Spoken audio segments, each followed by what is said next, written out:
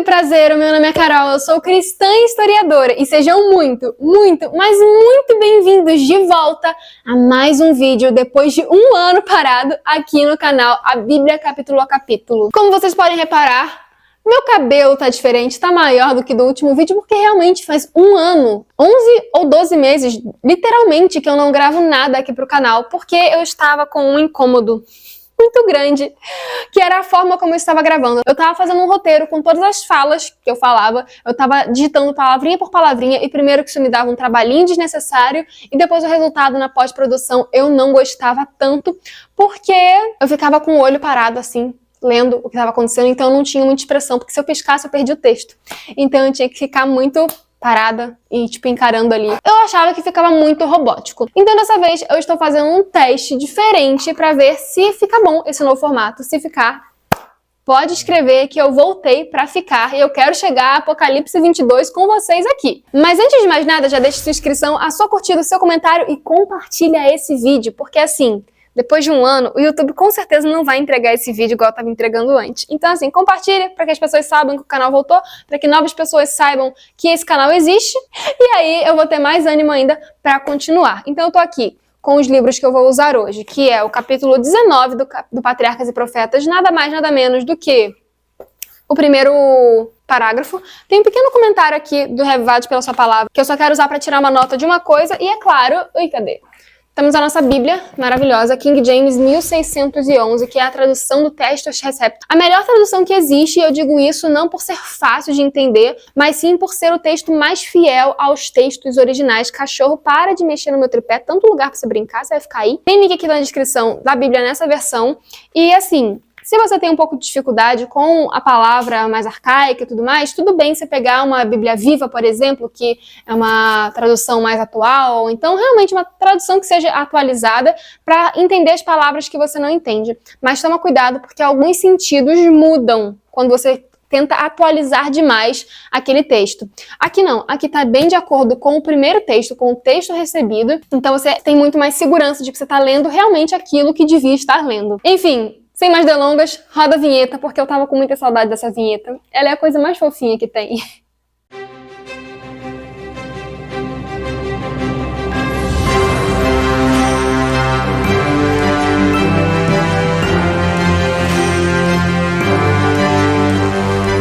Depois de toda aquela luta que aconteceu lá em Betel com Jacó e o anjo durante a noite, onde Jacó saiu com a coxa ferida, manca, por assim dizer, e no final ainda descobriu que era o próprio Deus, o próprio Jesus que estava ali lutando com ele, ele finalmente tomou forças para continuar a sua viagem para encontrar com Esaú. Só que assim, Jacó ainda era humano e ele ainda tinha um certo receio, um certo medo do que Esaú poderia fazer, porque ele levantou o olhar e viu que Esaú estava simplesmente vindo com 400 homens junto com ele. Cara, isso é literalmente uma família com mulheres e crianças, por mais que as pessoas que estivessem com Jacó fossem mais de 70 pessoas, porque, né, tinham servos, servas e tudo mais, tinham pessoas que estavam agregadas com essa família, mas que faziam parte dessa família, querendo ou não, mas ainda assim tinham muitas mulheres e crianças, não era um exército que estava com ele. Ele era um pastor, estava com um monte de gado, um monte de ovelha e tudo mais, e ele olha e tem 400 homens vindo.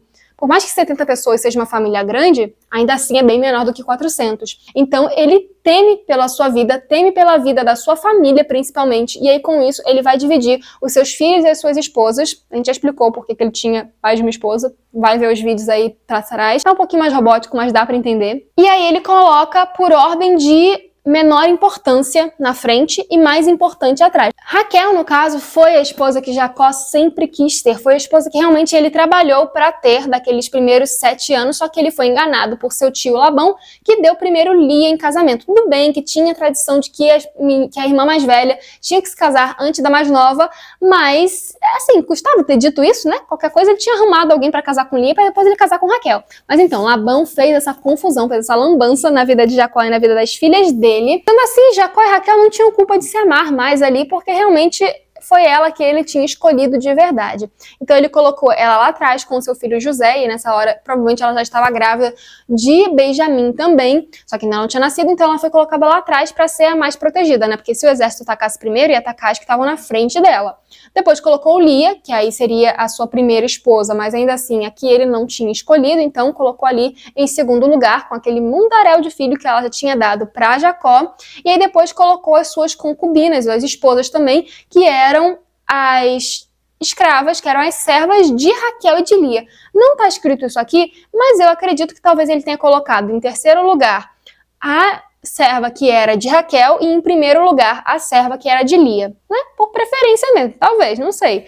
Mas assim, a questão dessas servas é porque a gente já conversou lá na história de Agar com Abraão e Ismael, que tinha-se uma cultura de que a serva da esposa, tudo que ela tinha pertencia à esposa, da mesma maneira que tudo que o servo do marido tinha pertencia ao marido. Então, tecnicamente, quando Raquel se viu sem filhos e humilhada pela sua irmã, porque ela sim tinha vários filhos, então ela pensou, né, igual a Sara pensou, vou dar a minha serva aqui, porque aí quando ela tiver um filho, esse filho vai ser meu, e aí eu vou parar de ser chacoteada por não ter um filho. Mas a gente sabe que nas histórias esse final feliz com essas teorias malucas nunca funcionam. Mas enfim, ficou ali a família de Jacó toda ali arrumadinha em ordem de preferência, sendo a principal esposa lá no final para ser a mais protegida juntamente com o seu filho, que era o filho favorito, José. E aí, feito isso, Jacó vai lá e vai adiante de toda a sua família, se prostrando 7 vezes no chão até chegar em Esaú, seu irmão, como um sinal não de adoração, tá bom? Mas sim, talvez, de humilhação, dizendo, olha, não, eu não sou mais aquela pessoa que estava querendo tomar as suas coisas, eu não vim aqui para tomar aquilo que é seu, tipo, eu já... Tanto que ele mandou os animais na frente como presente para dizer, olha, já tenho coisas, não vim tomar nada do que é teu, só vim realmente me reconciliar. Só que ele foi surpreendido, porque Esaú, seu irmão, ele tinha tido o toque de Deus no seu coração e tinha mudado de ideia, assim, ele não ia mais atacar Jacó, ele não estava mais com aquela raiva, com aquele ódio do seu irmão. Até porque mesmo Jacó tendo pego a primogenitura, toda a herança que era o que Esaú mais se importava, acabaria ficando com ele porque simplesmente Jacó foi embora, então tudo ficou nas mãos dele. Então ele foi lá com o coração mudado realmente por Deus e abraçou Jacó. Foi uma surpresa para Jacó e assim, deve ter sido um encontro muito lindo. Eu amo os encontros de irmãos que tem aqui no livro de Gênesis. Tem esse e tem um que a gente vai ver mais pra frente, que é o meu favorito. Mas assim, eu amo quando há essas reconciliações entre os irmãos aqui na Bíblia, porque simplesmente é uma coisa linda demais, assim, é muito emocionante. Você lê o texto, você fica, gente, que coisa mais linda. E aí foi isso, Esaú se jogou nos ombros de Jacó, no pescoço de Jacó, eles se abraçaram, choraram. E ali houve realmente um momento de perdão. Depois então desse chororô maravilhoso que teve ali, Esaú olha em volta e assim, Jacó saiu fugido, sem nada, ele realmente era um Zé Ninguém, ele não tinha nada, mas ele não tinha um centavo no seu bolso. E aí quando Esaú, 20 anos depois, olha para o seu irmão e vê aquele monte de gente atrás dele, vê aquelas crianças, aquelas mulheres, ele pergunta, quem são essas pessoas que estão te acompanhando? E aí Jacó fala das bênçãos que Deus deu para ele lá na terra em que ele estava, lá em Padã Arã, onde ele teve as suas maldições transformadas em bênção, porque isso também é algo lindo que o Senhor faz. Ele sempre transforma as maldições daqueles seus filhos que se arrependem em bênçãos. Então, Jacó cometeu uma grande besteira, mas ele se arrependeu. E aí, com isso, o Senhor moveu a situação para transformar em bênção. Por mais que não fosse uma família tão funcional, ainda assim era uma bênção. Porque principalmente os filhos, naquela situação, naquele contexto cultural, eram algo imprescindível. Sim, os filhos ainda são muito importantes, os filhos ainda são a herança do Senhor para os seus pais, mas naquele tempo, quem não tinha filho realmente era tido como castigados pelo Senhor. E aí então ele fala que aquele ali eram os filhos e as esposas que o Senhor deu para ele. Explica toda aquela bênção e Esaú pergunta, tá bom, mas e o que significa aquele monte de animal que você mandou, assim, para o meu encontro? O que você quis dizer com aquilo? E aí Jacó vai e fala, não, aquilo ali é para o Senhor, são presentes meus para o meu Senhor. Então, por mais que ele tivesse roubado a primogenitura e tivesse recebido a primogenitura do seu pai, Isaac, ele ali naquele momento meio que revogou, mostrando, olha, o que eu fiz foi errado, você deveria ser o primogênito, então eu tô aqui, ó, você é o meu Senhor, você está acima de mim. Mesmo que perante Deus, Jacó já fosse ser o tido como primogênito, porque ele foi o que realmente escolheu seguir a Deus ali em todos os seus caminhos, ainda assim ele sabia que aquela coisa que ele tinha feito era errada, então ele ali se redimiu e reconheceu Jacó como seu superior, pelo menos ali na esfera humana. Tanto que Esaú nega esse presente e fala, não, meu irmão, eu já tenho o suficiente, tipo assim, toda a herança do nosso pai ficou comigo, pode ficar com você as suas coisas, guarda pra você. Só que Jacó fala que de jeito nenhum, por favor, fica contigo, e ele até compara. Desculpa, gente, o cachorro tá mexendo aqui no tripé. E ele até compara o encontro que ele teve com Esaú com o encontro que ele teve com Deus. Não, rogo-te, se agora encontrei graça aos teus olhos, então recebe o meu presente da minha mão, porque eu vi a tua face como se tivesse visto a face de Deus, e tu tivesses contentamento para comigo. Então, assim, ele realmente coloca Esaú numa posição bem exaltada, claro que não como Deus, exatamente, ele não estava adorando Esaú como Deus, mas sim como seu superior aqui na terra. Foi realmente uma redenção que aconteceu ali. Jacó, de alguém ciumento, talvez, por mais que tivesse ali também a mão da mãe, querendo dar aquele empurrãozinho para Deus, para colocar Jacó como primogênito, ainda assim, ele tinha o seu ciúme, ele tinha ali aquele coração de ladrão, de querer tomar aquilo que era do irmão, ele tinha aquele coração de cobiça. E nesse momento a gente vê que realmente houve redenção, houve perdão ali. E por isso ele roga ali, implora, não, meu irmão, por favor, fica com esses presentes. E então Esaú finalmente cede e aceita. Mas só que ele estava muito feliz naquele momento, então ele já chama, Jacó, vamos embora então, pega as tuas coisas, vamos continuar essa viagem juntos, porque ele queria levar também Jacó para casa do pai, provavelmente, para rever o pai. Isaac também não via o seu filho há 20 anos e Rebeca, a sua mãe, já tinha partido, já tinha falecido, então ele também fica bem triste ao saber disso. Cheguei cedo demais na história, daqui a pouco isso acontece, mas ele vai saber também que a mãe já partiu e ele vai ficar bem triste com isso. E isso foi também uma das consequências do fato dele ter enganado o seu pai e o seu irmão. Ele, infelizmente, não pôde estar ali com a sua mãe nos últimos dias de vida dela. Porque, assim, pensando friamente, ele poderia, mesmo assim, ter casado com Raquel. Porque Isaac mandou Jacó para lá sem saber que Esaú queria matar Jacó. Então ele mandou realmente para encontrar uma esposa para ele. Talvez se ele tivesse deixado as coisas acontecerem no tempo de Deus, isso aqui é só uma conjectura, é só uma suposição, mas é pra gente ter uma noção de que às vezes a gente colocar o carro na frente dos bois realmente não dá certo, dá o tempo de Deus.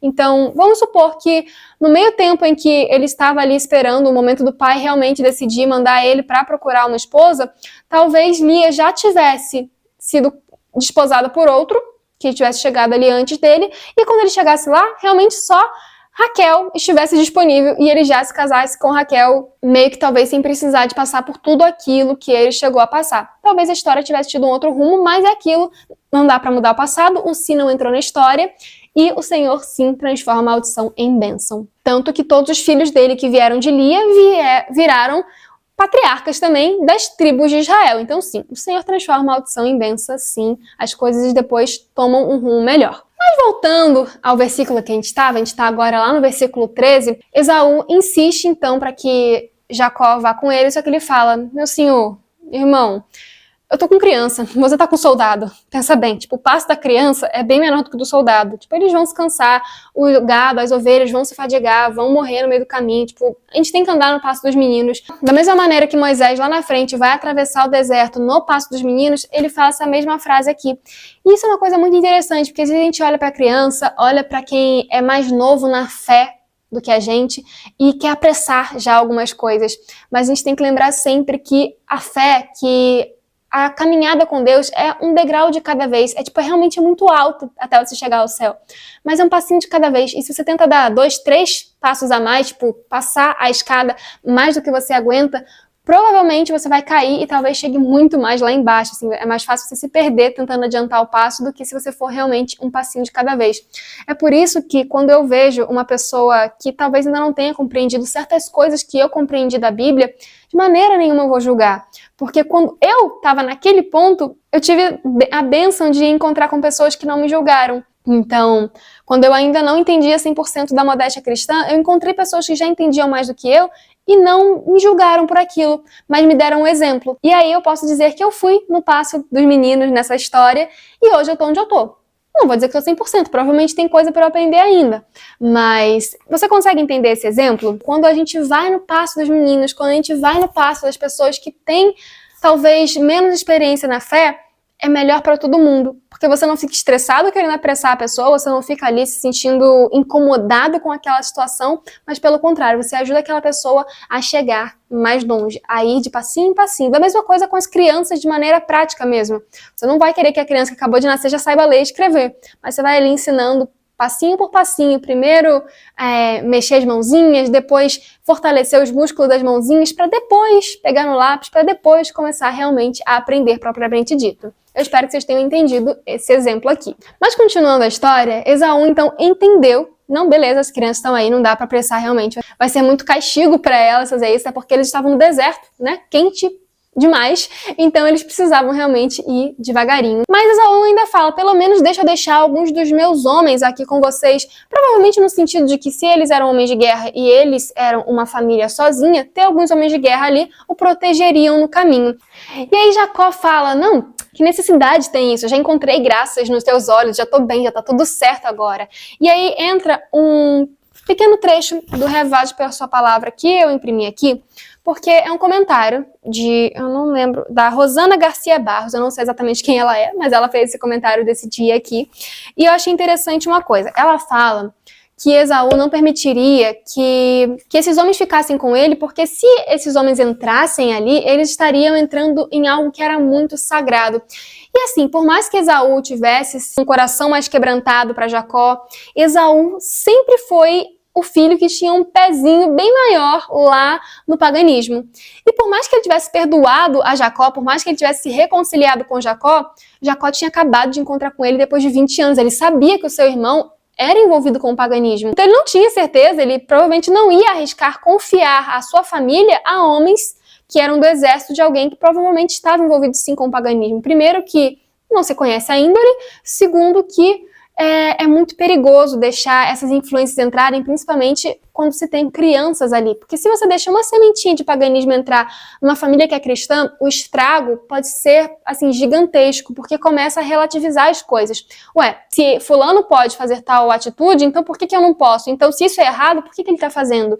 Entende? A criança ainda está ali naquele processo de ser uma esponjinha humana, de entender o que é certo e o que é errado, ainda não tem o seu caráter formado. Então, eu achei muito interessante ela pontuar essa questão, porque não era algo que eu tinha parado para me atentar até então. Porque Esaú estava, assim, também redimido por Cristo, por Deus, porque senão ele não tinha perdoado Jacó, ele continuaria com raiva, mas mesmo assim, talvez ele ainda estivesse num degrau da fé um pouco mais abaixo, que talvez atrapalhasse os filhos que Jacó estava tentando levantar de acordo com a vontade de Deus. É uma possibilidade também. Não tem nada na Bíblia, nem aqui no Patriarcas e Profeta, confirmando isso, mas mesmo que não tenha sido a situação real daquele momento, é uma situação que a gente tem que se atentar na nossa própria casa. Jacó também sabia que a terra que seu pai estava, que a terra que Esaú estava morando, também não era uma terra que estava 100% ali convertida. Era uma terra que em volta tinha muitos pagãos. Até porque ele era o patriarca atual, né? Tinha sido Abraão, Isaac e agora ele. Ele é que estava ali realmente levando a palavra de Deus novamente para aquele povo que estava há tanto tempo envolvido no paganismo, porque infelizmente o mundo funciona nesse ciclo. Então, o Éden veio perfeito, aí veio o mundo antediluviano, que a maioria das pessoas estavam ali realmente indo contra Deus. Depois veio Noé, que com o dilúvio, finalmente Deus deixou apenas os seus filhos lá, só que logo em seguida o filho de Noé degringolou com tudo também. Então, assim, acontece esse ciclo, infelizmente, aqui no planeta Terra. É uma guerra espiritual muito grande, onde Deus tenta erguer o teu povo e Satanás, infelizmente, arrebanha muitas pessoas pelo engano para ir contra o povo de Deus. Então, enfim, talvez Jacó também não estivesse tão 100% seguro de voltar direto para sua casa, correndo o risco de ter alguma outra influência. Também não é 100% confirmado isso, o que realmente está confirmado é a questão do passo dos meninos, mas também é um ponto a se pensar. Mas enfim, Esaú compreendeu, então aceitou, se despediu e foi para Seir. É o nome de um lugar, tá? Não é voltou a ser, ele voltou para Seir. Naquele mesmo dia, enquanto Jacó foi para Sucote e construiu para ele uma casa e construiu também um abrigo para aqueles animais. Então, provavelmente, ele ficou um tempinho naquele lugar, porque construiu uma casa não é para a noite e para o dia. Mas depois disso, ele foi para Salém, que é uma cidade de Siquém, que fica em Canaã. E isso é muito importante, é muito interessante a gente ver isso para entender algumas coisas que vão acontecer lá na frente. Aqui, esse lugar era o mesmo lugar que Abraão, 100 anos antes, tinha acampado assim que Deus chamou ele. Sabe? Foi o primeiro lugar que Abraão acampou depois que Deus chamou ele para sair da sua parentela e da sua terra e tudo mais. E lá ele tinha armado a sua tenda e tinha levantado um altar para a adoração a Deus. E naquele lugar, Deus prometeu aquele local, Canaã, como uma terra prometida para os descendentes de Abraão. E preste atenção nisso, porque parece, depois que eles saem do Egito, que eles invadiram Canaã, invadiram Jericó e detonaram com tudo, simplesmente porque Deus é um Deus implacável. Mas a gente vai entender isso melhor quando a gente chegar nessa história. Mas a questão é, aqui Jacó vai comprar do rei desse lugar, do rei de Siquém, por 100 moedas, um terreno. O primeiro terreno daquele lugar. E a gente já viu que em outros momentos também terrenos foram comprados nessa região. Então, Deus prometeu como herança para os filhos deles, para os descendentes dele, mas eles estavam provendo essa herança. Eles não estavam roubando o terreno de ninguém. Tudo bem que eram povos pagãos, tudo bem que eram povos que não estavam adorando a Deus 100%, mas eles não estavam tomando nada à força. Eles estavam realmente comprando, fazendo negócios e criando a herança para o povo futuro. Mas, Carol, um terreninho não é suficiente para um povo gigantesco. É porque ele não comprou um terreninho, sabe? Os patriarcas, eles eram praticamente príncipes, então eles compravam terras grandes, eles tinham gado, eles tinham família grande, eles tinham as plantações deles, então não eram terreninhos, eles compravam espaços grandes de terra. Então realmente eles foram aos poucos comprando, tanto que Abraão já tinha comprado uma parte por ali também para enterrar Sara. Então, aquele local realmente era deles por herança.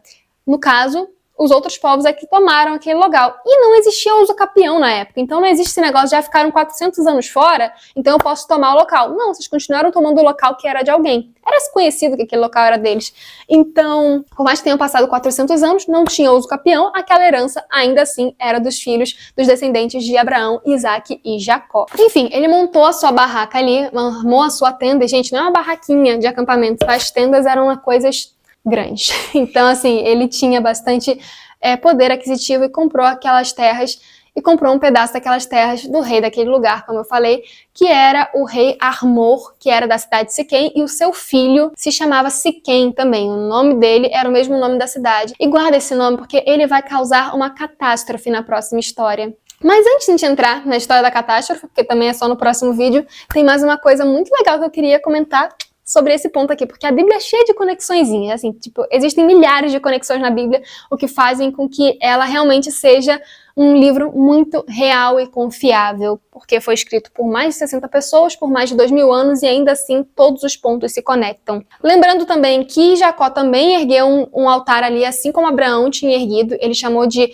Deus de Israel, tá, o nome desse altar, e ele também cavou naquele local um poço que se chamaria Poço de Jacó durante muito tempo. É o mesmo Poço de Jacó que Jesus vai descansar séculos depois, num dia de calor. E vai ter histórias lindas também envolvendo esse Poço de Jacó lá na época de Jesus. Então, assim, a Bíblia não falha, a Bíblia é incrível, ela fala realmente a verdade.